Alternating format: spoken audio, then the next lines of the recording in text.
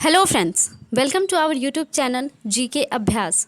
जैसा कि आप सभी को पता है कि हम एसएससी जीडी प्रीवियस ईयर के क्वेश्चंस लेकर चल रहे थे, तो आज आपके लिए एक धमाकेदार सीरीज़ लेकर आए हैं जो कि आपका है पार्ट 6। पार्ट 5 तक हमने ऑलरेडी कंप्लीट कर चुका है। अगर आप इससे पहले के पार्ट्स देखना चाहते हैं तो आप सिंपली हमारे चैनल पे जाके हमारे प्लेलिस्ट बनी हुई है एसएससी जीडी 2022 के नाम से, तो आप सिंपली हमारे यहाँ वहाँ पे जाके पार्ट इससे पहले के सभी पार्ट्स जो हैं वो आप देख सकते हैं। तो आज आपके लिए हम लेकर आए हैं एसएससी जीडी प्रीवियस ईयर के जो क्वेश्चंस हैं वो हम लेकर आते हैं। आज हमारे सेशन का है पार्ट 6। अगर आप एसएससी जीडी 2022 की प्रिपरेशन करना चाहते हैं और हमारे चैनल पर नए हैं तो हमारे चैनल को सब्सक्राइब कर लें, साथ में अपने फ्रेंड्स के साथ शेयर भी कर दें। तो चलिए फटाफट से करते हैं हम अपने सेशन को स्टार्ट।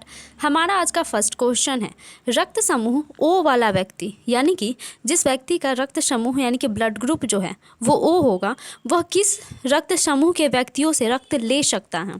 तो यानी यहाँ पे लेने की बात हुई है, तो हमारा इसका करेक्ट आंसर होगा ऑप्शन सी। देखिए, रक्त समूह जो ओ वाला होता है व्यक्ति, वो सिर्फ ओ वाले व्यक्ति से ही ये ब्लड ले सकता है।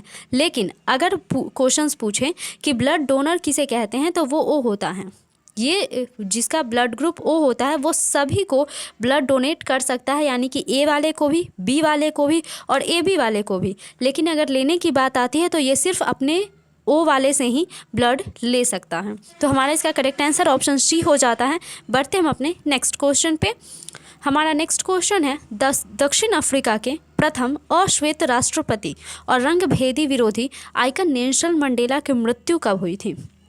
तो ध्यान रखिएगा, इनकी मृत्यु का जो डेट है वो हमारे लिए बेहद इंपॉर्टेंट हो जाता है। तो हमारा इसका करेक्ट आंसर हो जाएगा 5 दिसंबर 2013। हमारा ऑप्शन बी जो है वो बिल्कुल करेक्ट है।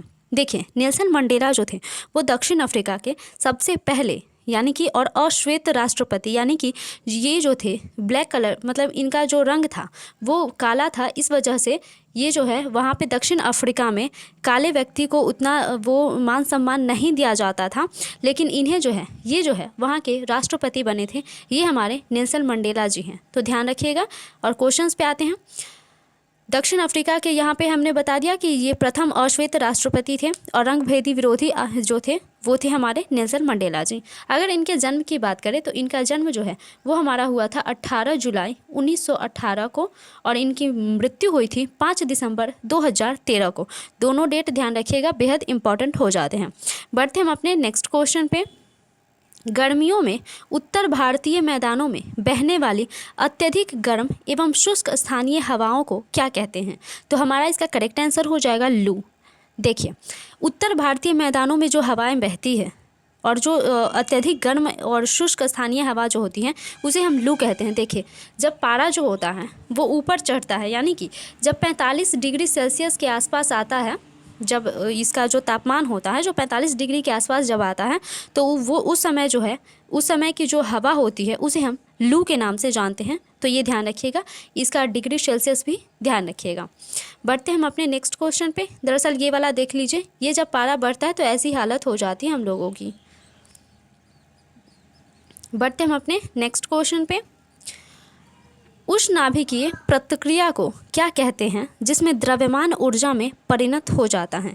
यानी कि हमारे क्वेश्चन में पूछा गया है कि द्रव्यमान जो होती हैं वो इसमें परिणत हो जाती है, मतलब जिसमें जो है वो द्रव्यमान जो है वो ऊर्जा में परिणत हो जाती हैं। तो हमारा इसका करेक्ट आंसर हो जाएगा एक्सोएर्जिक। हमारा ऑप्शन डी जो है वो बिल्कुल करेक्ट है। बढ़ते हम अपने नेक्स्ट क्वेश्चन पे। रामकृष्ण मिशन की स्थापना किसने की थी। तो रामकृष्ण मिशन की स्थापना जो है वो हमारे स्वामी विवेकानंद जी के द्वारा किया गया था। हमारा ऑप्शन ए जो है वो बिल्कुल करेक्ट है। देखिए, अगर इसके साइड से अगर आपको क्वेश्चन पूछे कि रामकृष्ण मिशन की स्थापना कब हुई थी तो ये डेट ध्यान रखिएगा, 1 मई 1897 को। 1 मई 1897 को जो है वो रामकृष्ण मिशन की स्थापना स्वामी विवेकानंद जी के द्वारा की गई थी। तो ध्यान रखिएगा। बढ़ते हम अपने नेक्स्ट क्वेश्चन पे। कॉन्टिनेंट ऑफ कंट्रास्ट किसे कहते हैं। तो कॉन्टिनेंट ऑफ कंट्रास्ट जो है ये हम अफ्रीका को कहते हैं। हमारा ऑप्शन बी जो है वो बिल्कुल करेक्ट है। और जस्ट पिछले ही वीडियो में मैंने बताया था कि अफ्रीका जो है वो दूसरा सबसे बड़ा वो जो महाद्वीप होता है वो हमारा दूसरा सबसे बड़ा महाद्वीप है अफ्रीका।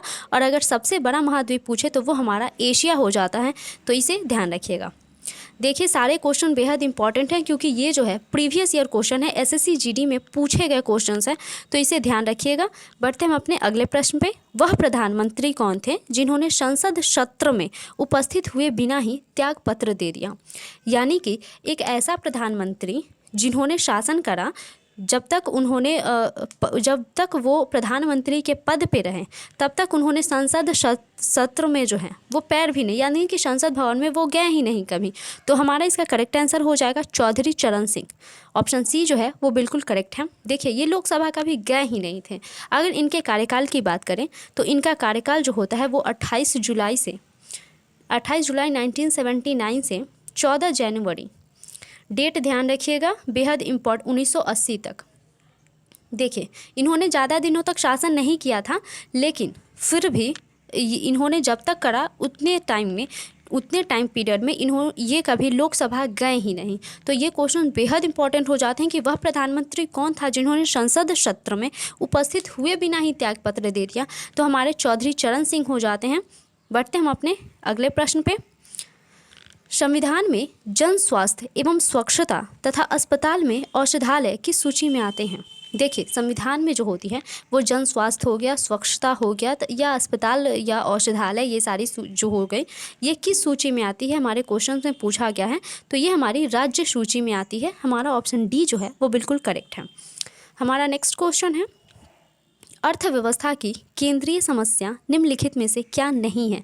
तो अर्थव्यवस्था की जो केंद्रीय समस्या है, देखिए केंद्रीय समस्या का मतलब क्या होता है कि जो केंद्र की जो मेन समस्या होती है वो। तो देखिए ऑप्शंस पे पढ़ते हैं। उत्पादन क्या करना है, कि उत्पादन हमें करना क्या है, ये तो नॉर्मल सी बात है, होगी ही। उत्पादन किसके लिए करना है, ये भी हो सकती है। उत्पादन कैसे करना है, ये सारी चीज़ें जो है वो हमारी केंद्रीय समस्या हो सकती है। लेकिन जो हमारा लास्ट ऑप्शन है कि निजी लाभ को अधिकतम कैसे करना है, तो देखिए निजी लाभ को अधिकतम कैसे करना है, तो ये तो आपका निजी लाभ हो गया ना, तो ये केंद्रीय समस्या तो नॉर्मल सी बात है, होगी नहीं। तो हमारा ऑप्शन डी जो है वो बिल्कुल करेक्ट हो जाएगा कि अर्थव्यवस्था का केंद्रीय समस्या जो है वो निजी लाभ को अधिकतम कैसे करना है, ये नहीं है। बाकी ये तीनों ऑप्शन जो है ये हमारे बिल्कुल करेक्ट हैं। बढ़ते हैं हम अपने नेक्स्ट क्वेश्चन पे, और हमारा आज का ये लास्ट क्वेश्चन, कौन से मौर्य शासक भद्रबाहु के साथ श्रवणबेलगोला गए थे?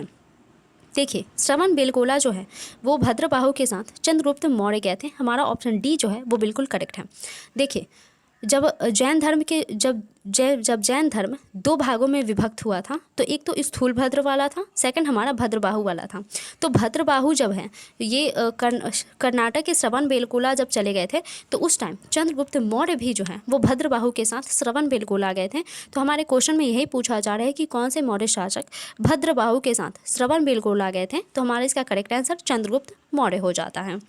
आशा करते हैं आपको सारे क्वेश्चंस क्लियर हो गए होंगे। अगर वीडियो पसंद आई हो तो लाइक कीजिएगा, साथ में हमारे चैनल को सब्सक्राइब करके अपने फ्रेंड्स के साथ शेयर भी कर दीजिएगा।